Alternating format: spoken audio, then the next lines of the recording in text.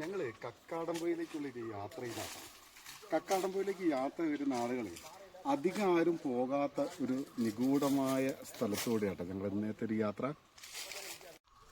പ്രകൃതിയെ ഇഷ്ടപ്പെടുന്ന കൊടും കാട്ടിലൂടെ ധാരാളം ആനകളൊക്കെ ഇറങ്ങുന്ന ഒരു സ്ഥലത്തൂടെയാട്ടോ ഞങ്ങൾ ഇന്നത്തെ ഒരു യാത്ര.